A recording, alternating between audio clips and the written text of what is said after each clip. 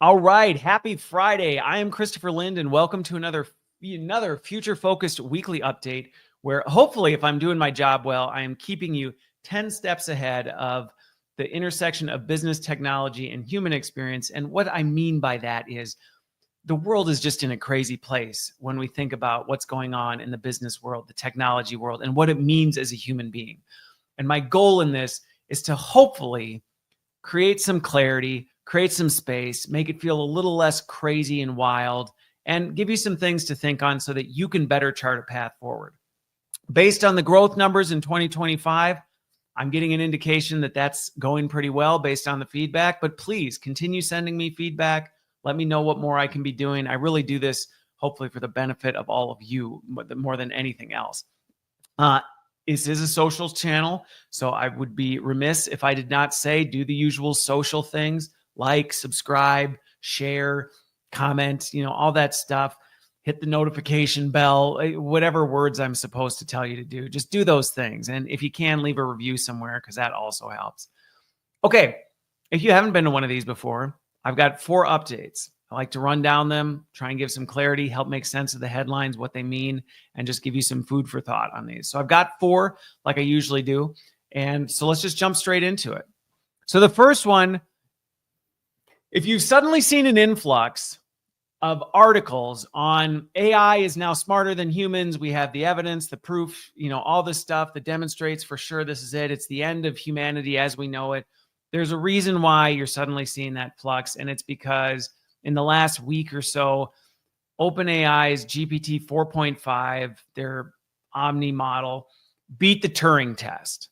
Okay, holy moly, pop the confetti cannons, send in the parades.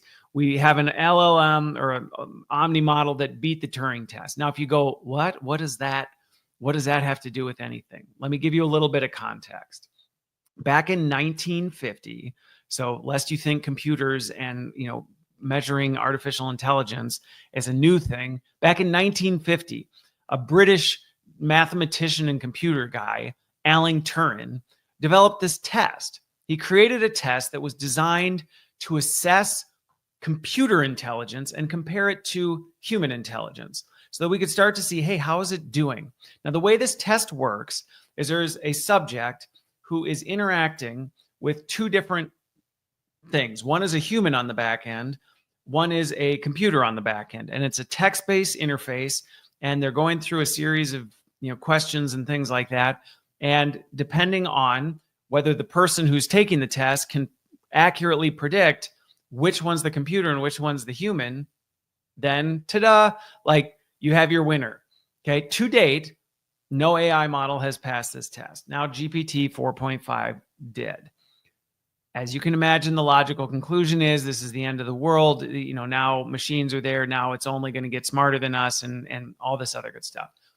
I think there's some merit to some of what's coming from that, but I also want to help calm the noise because I don't think it is what it's being presented as. And I also want to give people context and clarity around this because it's a very polarizing topic. And for whatever reason, I love leaning into polarizing topics, hopefully with the goal of bridging some unity and going, look, can we quit arguing about the specifics of this? Because we could go around forever. Now, you can imagine any sort of test that says a computer is better than a human is going to have controversy around it.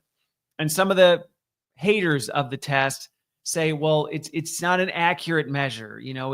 Passing the test, behavior is not the same as intelligence, and our brains don't operate quite the same as a machine. And so it doesn't work quite that way. The scope, I just described how the test works. Just think of the amount of variability in, well, what questions are they going to ask? And if it's the same questions, couldn't the machine just learn the pattern and then figure out the pattern? And, what if the person behind the screen, the human person, is tired or crabby or just got in an argument with it? There's so many variables. And I think that is a good reason to not just buy into the hype of, oh, it passed this test, therefore AI is more intelligent than human beings. I can also tell you I have played with 4.5. I think it's great. To me, I still think it's extremely foolish as compared to a human being. Now, again, even that measure is like, well, no two human beings are the same. So do you see where this starts to get really, really complicated, and why when articles come out saying machines are smarter than humans, people get upset? And they should, because there are people who don't understand all this complexity that then go, oh, great, 4.5 is smarter than humans. I don't need humans anymore. We'll just use machines for everything. And that's a really, really dangerous and unhealthy conclusion to draw. But you can see how things like this can lead people to it. So if you heard this news and you were one of the people who went, perfect, like, look at that, AI is smarter than a machine, so we're good, we can go all in on AI, please don't. Because it is still really, really easy to trip up GPT 4.5, and it'll be easy to trip up any of these things. Now, one thing that I want to describe about the test, and then I'll talk about how maybe we think about this in a wise way. One thing that was really interesting about it was the fact that there was this huge distinction, because they were experimenting around with this. And one of the things was, if they just gave it a generic prompt, okay, if they just gave the AI model just a generic prompt of like, you're going to engage in a Turing test. Your job is to convince the other person you are a human. Okay, but just very general. It actually did really poorly. It didn't do very good at all compared to another thing. Where it did really, really well, okay, and I think this is a really important distinction, is that if they gave it detailed context and prompts and told it, you are to imagine you are this person. This is the kind of, you gave them a persona to play, a character to be. All of a sudden, the numbers skyrocketed. I think with 4.5, it went from like 36%. So it failed the test when they were just like, you're doing a Turing test. See, this is where you also got to dig beneath the headlines. It technically failed the test if you just said, you're going to do a Turing test, convince this person. Okay? Easy to fool. If you said you are to be this character and represent all these attributes of this character and convince the person you are that character, that's where it all of a sudden jumped above. It was like 73% of the time it won. So even that in and of itself shows us that it's not necessarily that AI is becoming hyper intelligent so much as it's becoming really, really, really good at understanding how to copy things, how to disguise itself as something in a way that is very, very convincing to human beings. Now, if you see where I'm going with this, you might see why I'm like, to me, that is actually almost more concerning than whether or not it actually has this independent capability to think on its own and do its own thing. Because if its ability to put on a mask and become something so well we can't distinguish the difference, I actually am almost more concerned about that. That finding to me was almost more concerning than, so it beat the test. In terms of, let me come back to that. But in terms of beating the test, to me, the only conclusion we should come to from it beat the Turing test is, well, we've finally reached a point of technological advancement that, you know what, we need a new test. That's what we need. I mean, imagine, just as an example, imagine if, let's say, there were speedometers, okay, just go in the Wayback Machine. Let's say horses had speedometers. And let's say as they were starting to create vehicles, they said the test for whether horses are better than cars is this test. Horses go this fast. Today, see, cars only go this fast. Horses, therefore, are better than this. And then the engine got more powerful and suddenly it could go faster. Would you suddenly go, oh, we just keep using this test and now, for sure, cars are better than horses? Why? Well, because they go faster. What? No, no. We developed a test based on what we had at the time, based on what we were thinking at the time. We have since surpassed that. That test is no longer a valid test. In my opinion, the conclusion we draw from GPT 4.5 is it's time to create a new test. The test that we're using today is no longer relevant, which, quite frankly, I think we've had enough indications to date that we probably shouldn't be using the Turing test. But because AI has consistently failed, we've just gone, well, it works because AI is not there yet. Well, now we're there. Back in my educator days, if I was giving out a test and pretty soon everybody was getting 100% on it, I don't just go, oh, well, I guess, whatever. No, I good look at it and go, okay, I'm obviously not assessing the right things. I'm no longer measuring what really matters because it clearly doesn't matter because everybody's passing that bar now. We need to create a new test.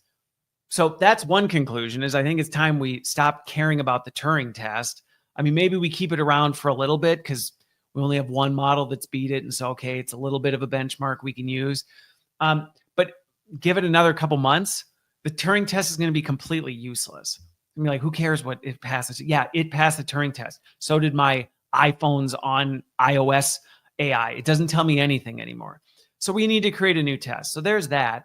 But I think the other thing that we need to think about this is we need to rethink, like, stop.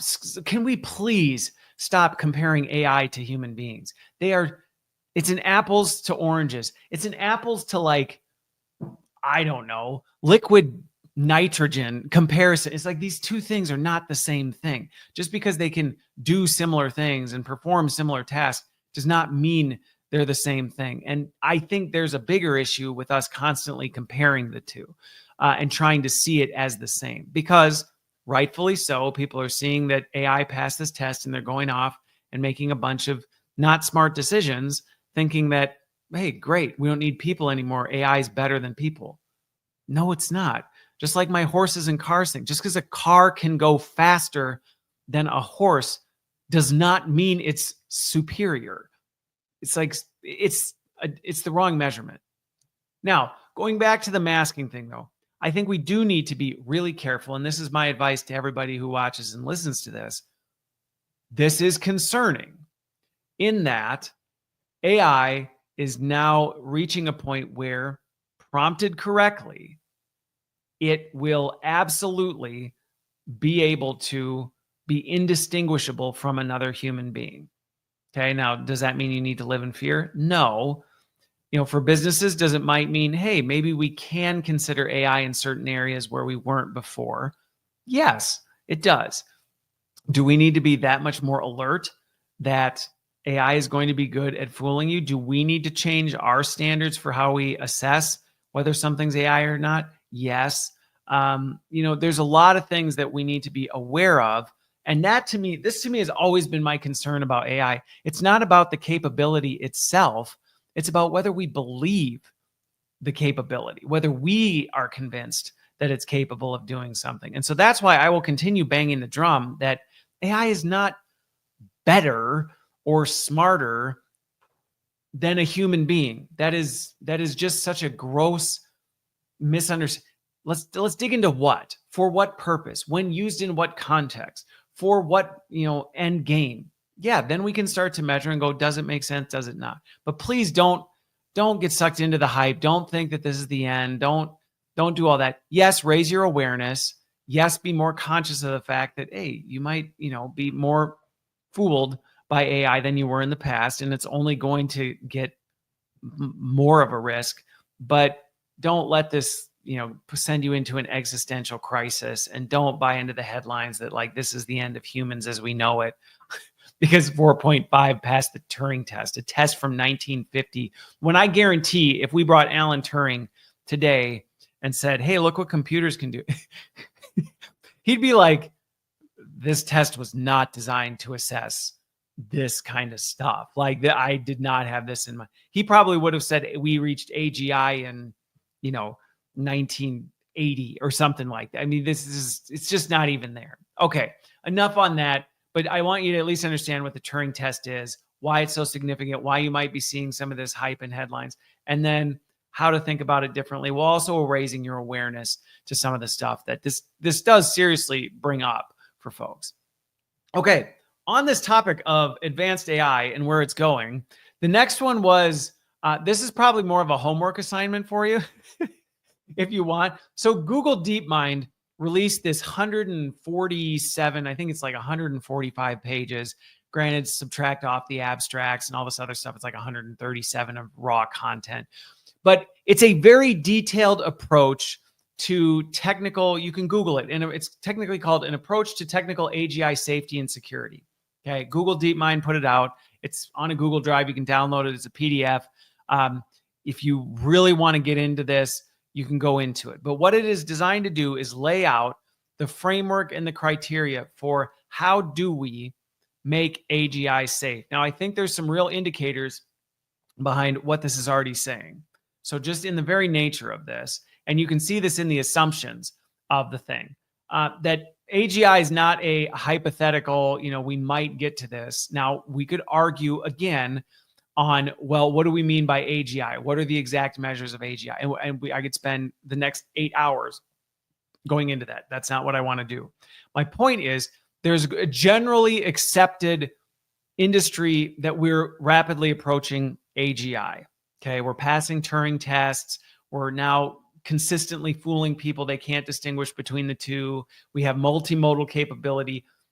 AGI, whatever we argue and decide about there, is something that is generally now accepted as something we will achieve.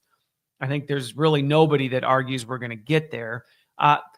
The when, a lot of the predictions are landing on the by 2030, which Google tends to hold to this, that they think we will achieve whatever this AGI is. And so I actually appreciate the fact that Google said, let's not wait till we get to what we've decided is AGI to start thinking about this. Let's actually take some time and let's lay out a technical framework for how do we protect ourselves and society from AGI. Now, I've posted enough videos about Google. I know there's going to be people who watch this and I'm going to get hate from all sides. Okay. So I'm not necessarily looking to get into Google and what they are and their role and all this other stuff. I really want to focus on the fact that, one, like, this is a good thing. We need to do this. We can't just sit and argue about whether AGI is here or not. We need to actually start putting pen to paper and going, okay, can we just acknowledge we're either there or we're going to be there in the next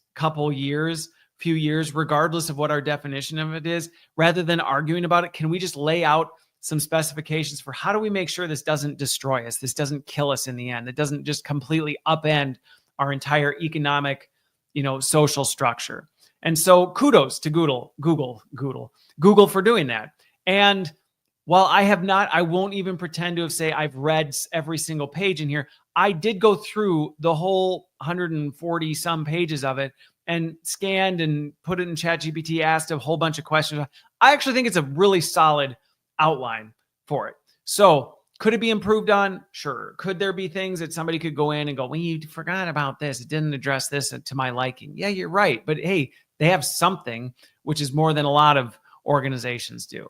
So I like this, but there's a couple assumptions that I think are worth calling attention to because it's drawing a light to where the big companies are looking at basically going, this is inevitable. Okay. So some of the inevitabilities that come out in this. One is the big tech companies are still operating off the background assumption that there is no ceiling to this. There is no limitation. There's no human level capability that AI will not be able to surpass. Essentially, this assumption operates off the assumption that we just at this point firmly believe AI will absolutely be able to do absolutely everything a human will be able to do at some point. We're not going to reach a destination where we go, well, the machine just capped out. We can't do it anymore. Now, again, you could freak out about that, or you could say when they invented the hydraulic press, one of the assumptions would be this hydraulic press is going to be able to lift more than we could ever imagine. Does it mean the world ended? No, it just meant we can pick up heavier and heavier things. So, AGI, okay, fine. Yes, maybe it can do technically what a human can do. Okay, but does that mean we don't need humans? No. So don't freak out about that. The timelines, they're operating off the assumption we will be here by 2030. This number has been thrown around a lot. I think there is a lot of merit to. I think we're going to be, I think some people would already claim we're at AGI, but I think by 2030, you think about the pace of progress. By 2030, I think it's going to be universally accepted that we have achieved whatever some definition of that is. And that's kind of what they're marching to, is that by 2030, we'll be there. Which is why I appreciate the fact that we got 5 years. If it takes that long, we should have some sort of security framework around it. Now, the other thing has to do with the acceleration piece. If you followed me for long, at the end of last year, I said one of the big debates in the technical space is, are we going to kind of flatten out the curve of AI development, or are we going to continue to see this exponential upward arc? Based on their assumption, and they've got a lot of really intelligent people in this, they are fully anticipating the arc is going to continue up. Again, this could be debated at length, and there are really good arguments on both sides of this. I am in the camp that I think we're going to see both. And you might go, well, Christopher, aren't you playing both sides of the fence? No, because honestly, AI acceleration is like, in what area? I'm already seeing certain things where it's like, well, the risk is becoming greater. We have to flatten out because we're recognizing the risk is too great to go beyond this, and we're pulling back. Oh, so you're saying it's flattening out? No, because in other areas, I think, now that we've passed certain milestones and AI can actually assist with these other things, we're going to keep going up, like in some of the healthcare developments I'm seeing. So to me, this is where this whole acceleration thing of, is it an upward curve or is it a flattening curve? It requires more questions, but they're operating off the assumption that basically universally everything will keep going up. That's where we might differentiate and might part ways. And I would go, I don't think everywhere we're going to see this exponential increase. I think some things are already starting to flatten out, but whatever. And then the fourth one is the continuity behind it. Are we going to continue to see these step changes? It's acknowledging the fact that a major leap in something could cause a disruption, will absolutely cause a disruption that could blow up this entire framework. So I actually appreciate the fact they're holding it with an open hand and saying, we're creating a framework based on these assumptions that we think will address this stuff. And, but we recognize that there could be a leapfrog that happens that we didn't see coming and blows the whole thing up. In some ways, I think it's a little bit of a CYA clause to go, here's what we think is going to protect us, but we also know we can't really protect us because we have no idea what might happen. So, which I get, you can't predict the future. Okay. So then the other thing that I think is helpful, and I think this is just important for all of us as we understand the risks of AI. And I actually would encourage you to go look at this document. It might be more technical than you like, but I think it'll help you understand some of the real challenges we face right now, and why when you see these oversimplified arguments of, AI just shouldn't do this.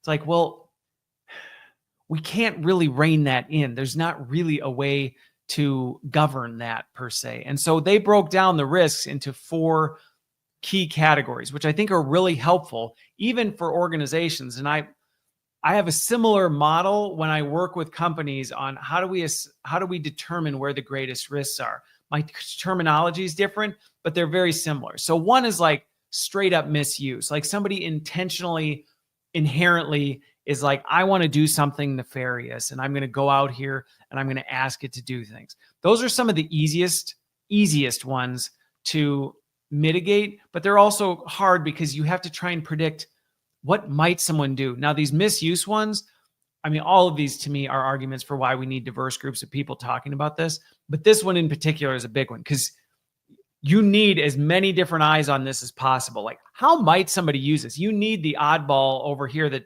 everybody thinks is off the charts that goes, well, I would do this. And everybody goes, who would do? Oh, well, if he would, somebody else would, type of a thing. We need these groups of people to come through and think about, okay, somebody might ask AI to do this. The person is nefarious. I think this is a very, very serious risk that we have to mitigate.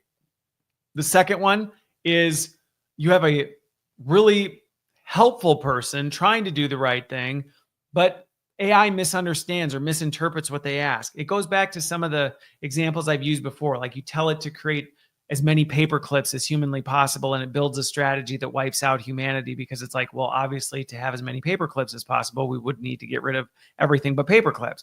That's an obviously exaggerated example. So last time I used it, I got blown up in comments of like, that's not a legitimate comparison. I'm not saying that's actually what would happen. I'm saying as an example, that could be how something that you think is really good, AI misinterprets and does that. So that's another risk that we have to mitigate. So you start to see the complexity. First, we got to think of like, who are the bad actors? What might they ask it to do? Then who are the good actors that really are doing it, but because of the way they ask or the way they word it or their lack of understanding around how AI works, they ask it to do something, not understanding the implications of what they're asking, and AI goes and does something completely nefarious. A good example of this was, I don't remember when it was a military use where they were sending in a drone to do something, and they said, do it at all costs, because they needed that target eliminated. And then they found out they were wrong. They tried to stop it, and it came back and it took out, the operator, right? There's a misalignment example. Okay. This goes back to the example I said were the nefarious behavior last week. You tell it, do this. And I just think of like the movies where you go, like, I'm going to do this thing, and whatever I say, don't let me stop. Even if I tell you, give me the keys to these handcuffs because I'm handcuffing myself to this moving vehicle, don't give them to me. And then you're like dragging down the road. You're like, give me the keys. And they're like, you told me not to, even if this happened. That's the misalignment. One. So we got to think about that. Like, how do we prevent that? How do we make sure we know every possible way it could be prompted or how it could go 8 million ways from sideways? Then there's the actual mistakes of, okay, it legitimately just breaks. Something in the AI system breaks, and it doesn't even realize it. Like, we don't realize it. The system doesn't realize it. The system did working as intended. The person thinks it's working as intended. And do you see how this gets complex? You're like, so we have to predict a mistake that nobody knows about, including the person or the AI. And how do we actually solve for that? And so that's why I appreciate this document. It's like, well, we need to think of some ways to try and think through this.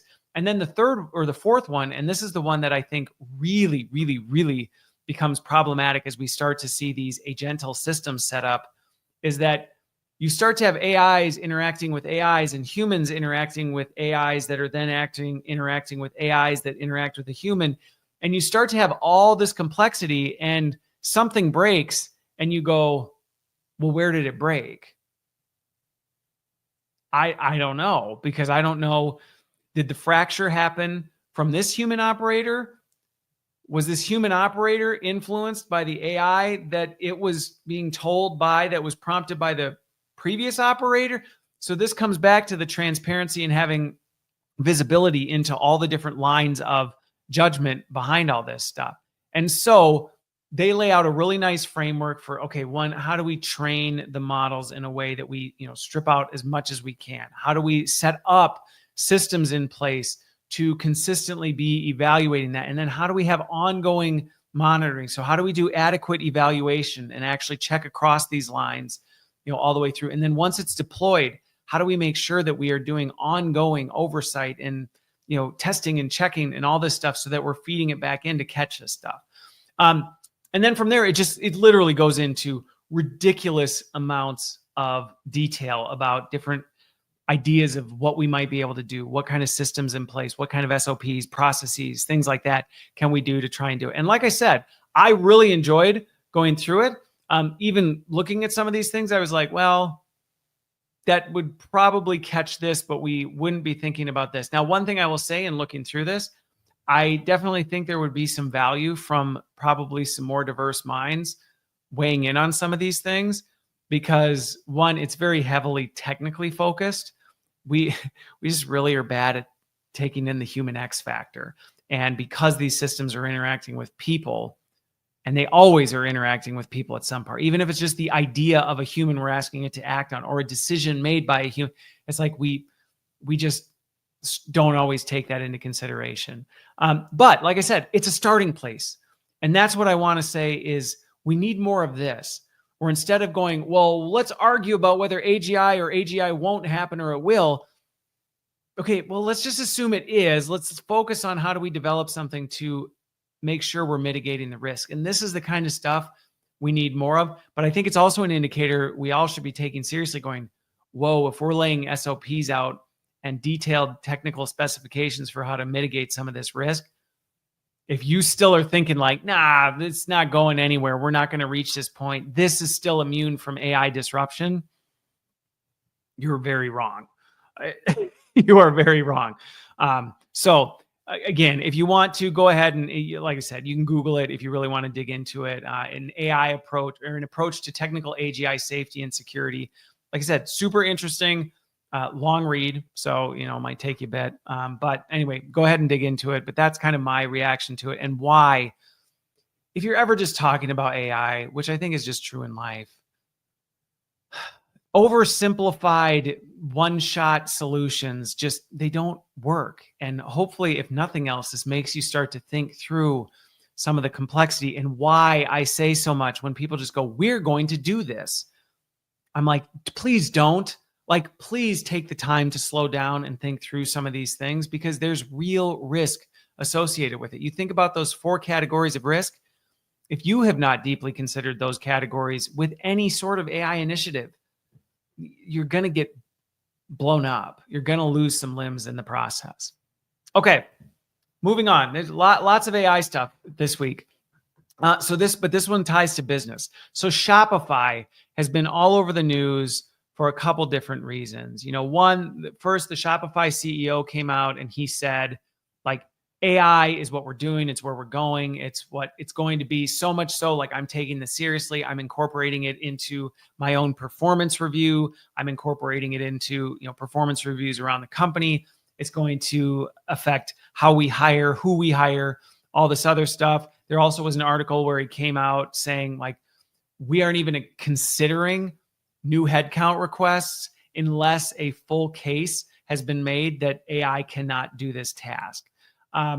So once again, AI will disrupt the world, everything in the world as we know it today. Does it mean it's going to ruin and destroy everything? No, but is it going to disrupt everything? Here's what I appreciate about what's his name? Hang on, it's going to bother me. Toby.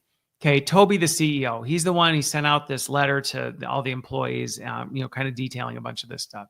Here's the thing that I really do respect about this, is that he is clearly seeing that, look, this isn't a nice to have. And Shopify's got a really good reputation of being kind of on the cutting edge.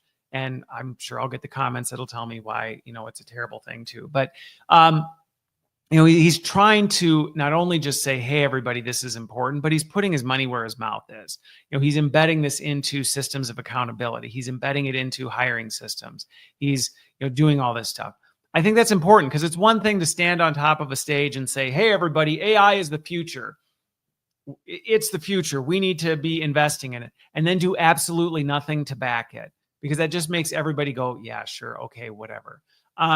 So I commend him for that. And he's hitting it where it counts. You start changing your hiring practices and your incentivization programs through performance management, people are going to start paying attention to it. I made a post this week on LinkedIn, though, because I was like, Shopify, Toby, hey, anybody from Shopify, you want some help on this? Give me a call, because this is exactly the kind of project I would love to be involved with.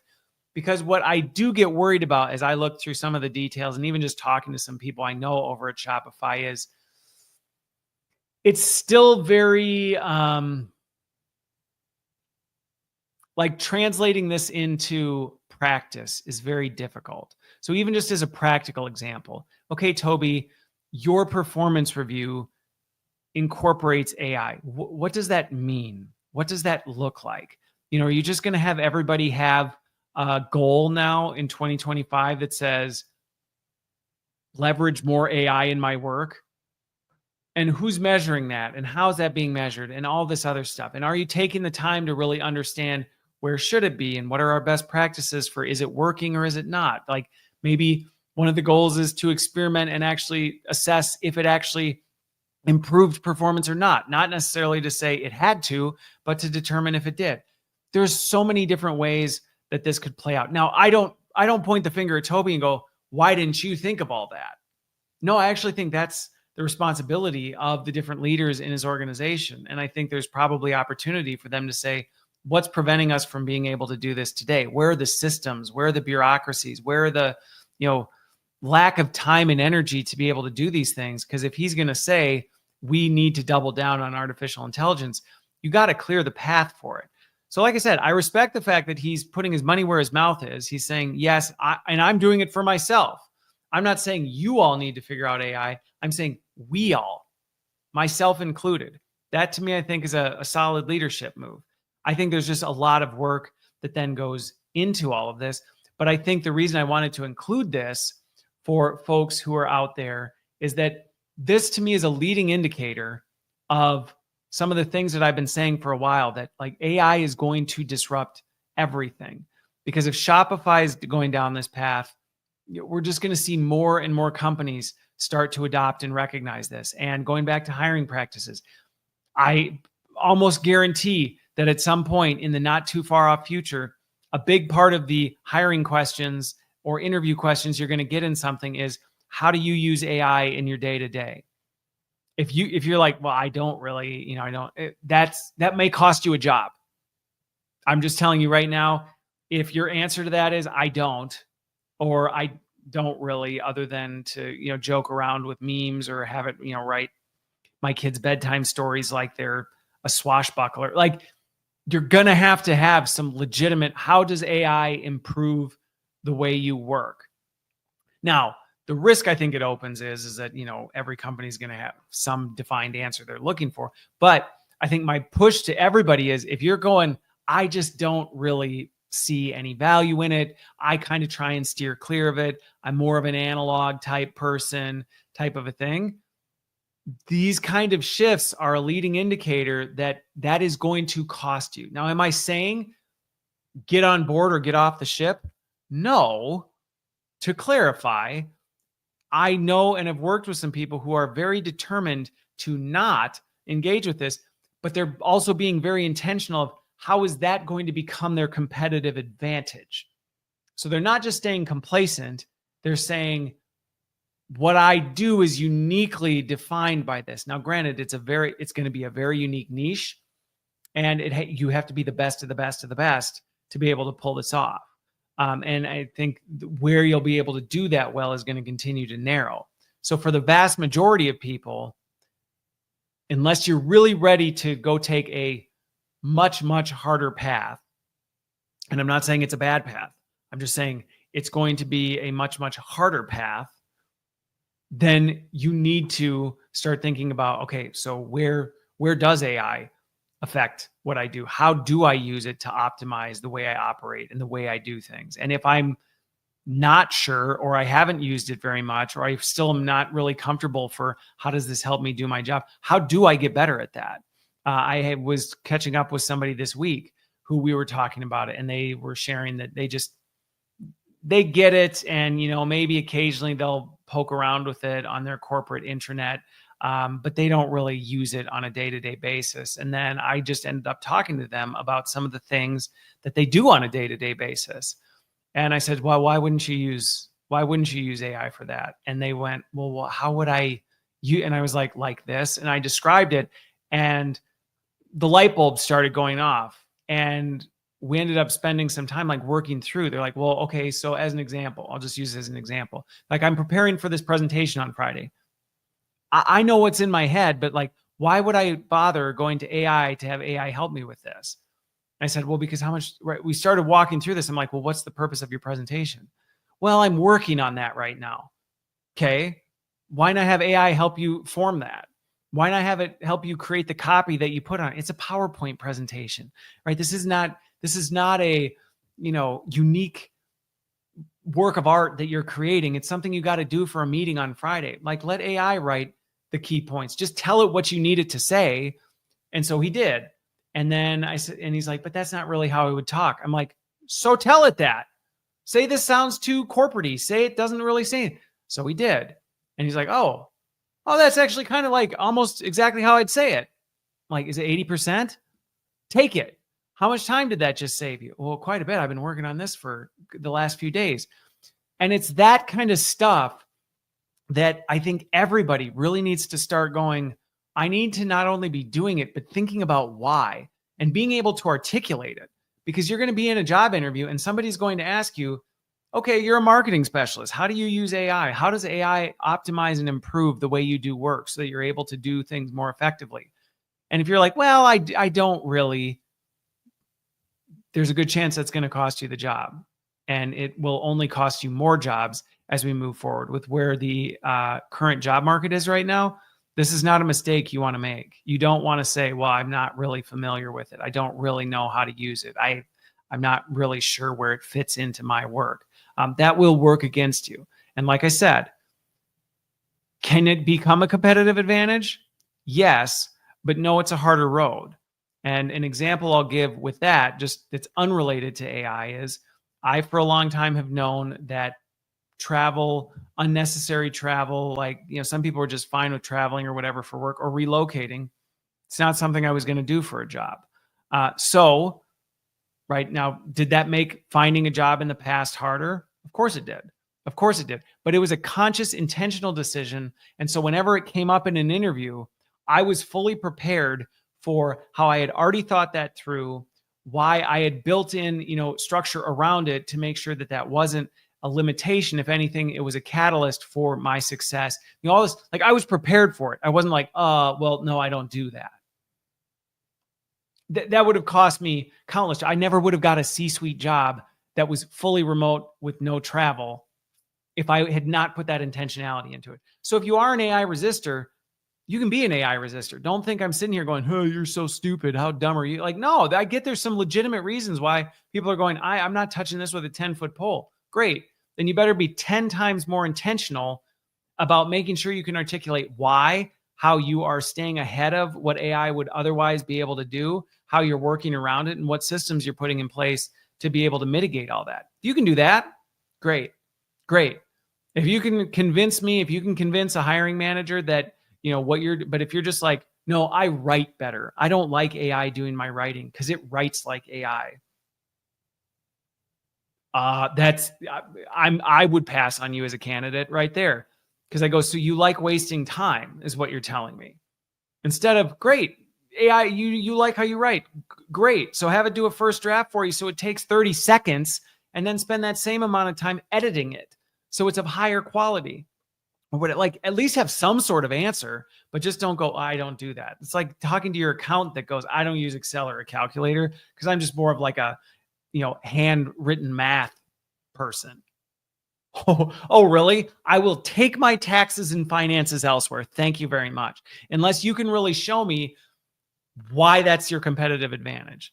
So again, Shopify, I would say, kind of leading the charge on this. I know there's lots of other AI companies and all this other stuff who also are doing it, but Shopify is a big name out there. And so for them to be taking this kind of bold move, you just watch. Other companies are going to start doing the same thing.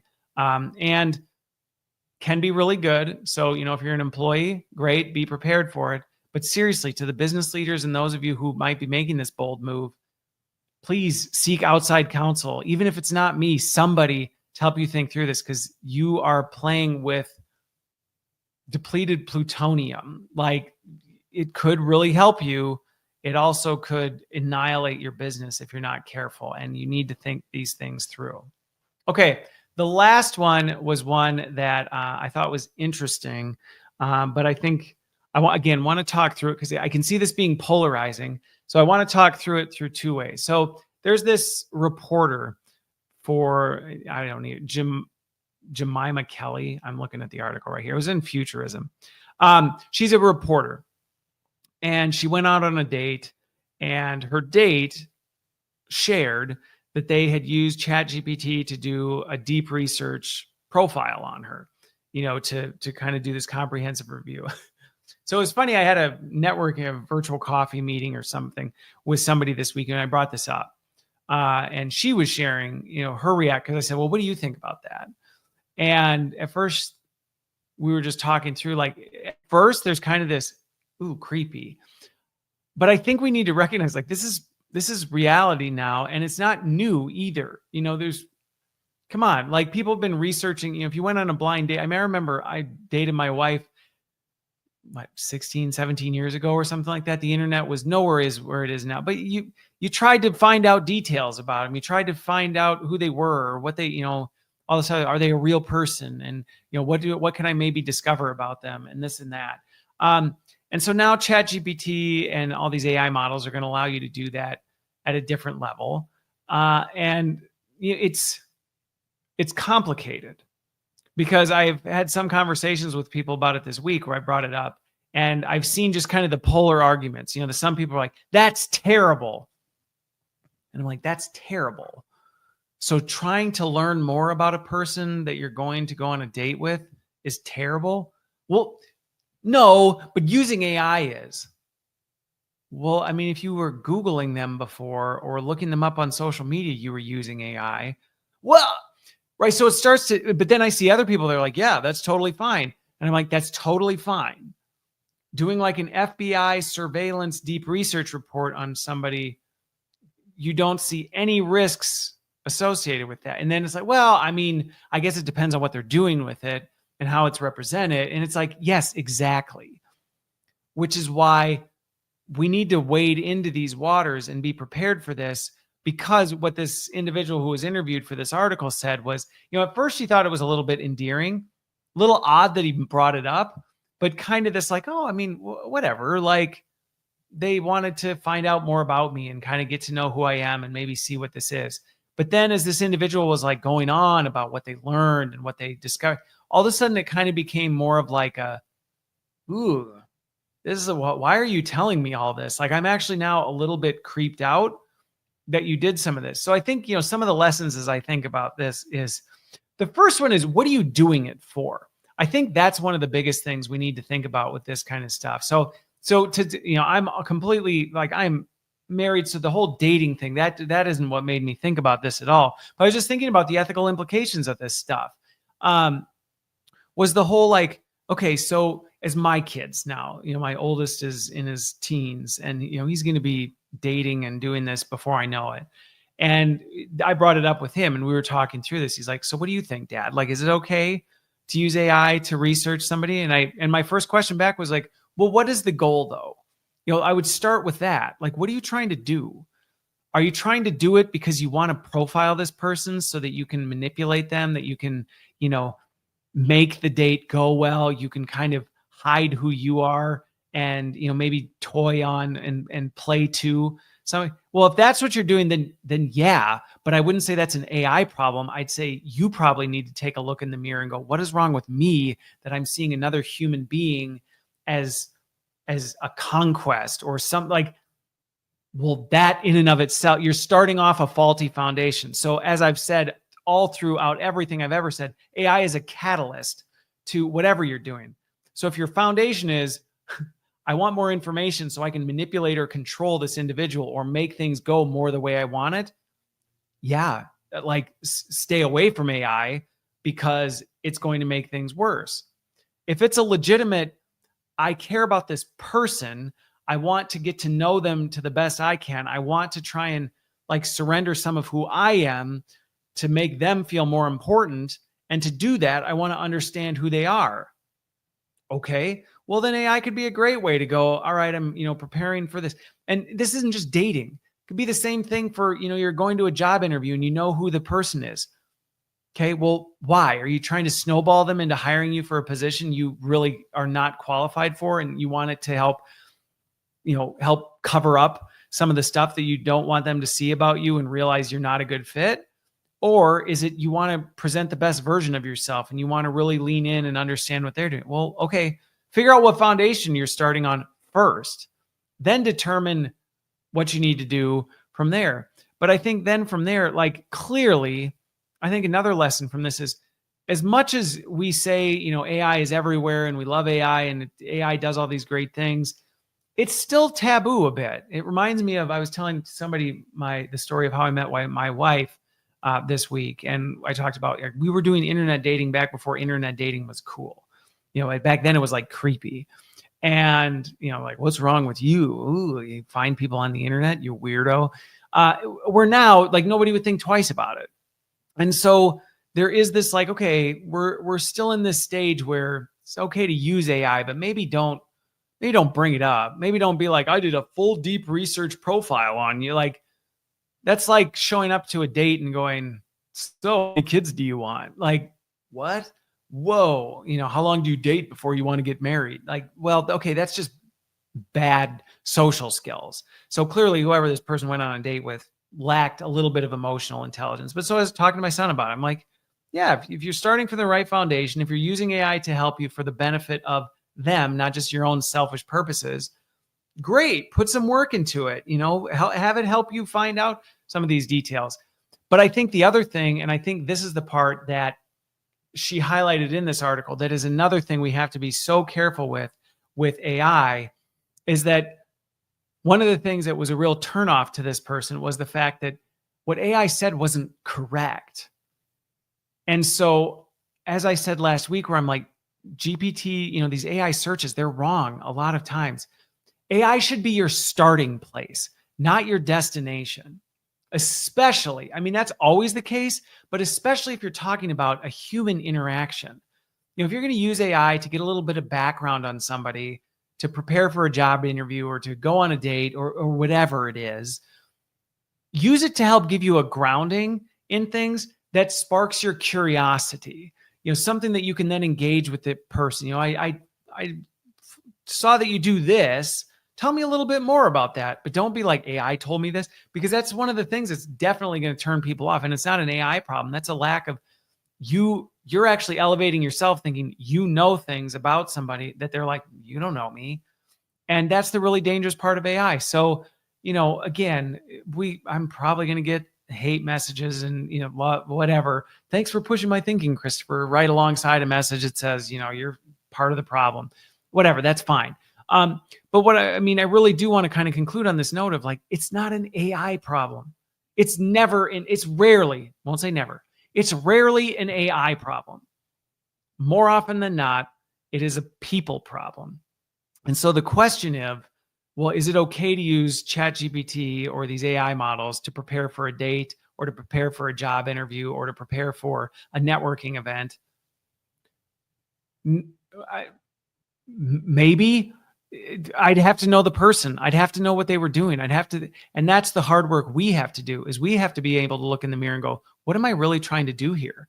And answer honestly and objectively, not the best version of what we think, but be serious. If you're going to a job interview, like I said, to lie and manipulate and, trick somebody into thinking you're capable of something you're not, well, that's not a good use of AI. If you're doing it to really sincerely understand, to use it as a position of, clarification. I can tell you right now, just transitioning this to job interviews, if you did deep research on a company and then you march in with your AI report and start proclaiming like you're a research analyst that understands everything there is to know about this company, and now you're bragging about why you're the best hire on the planet, you're not getting that job.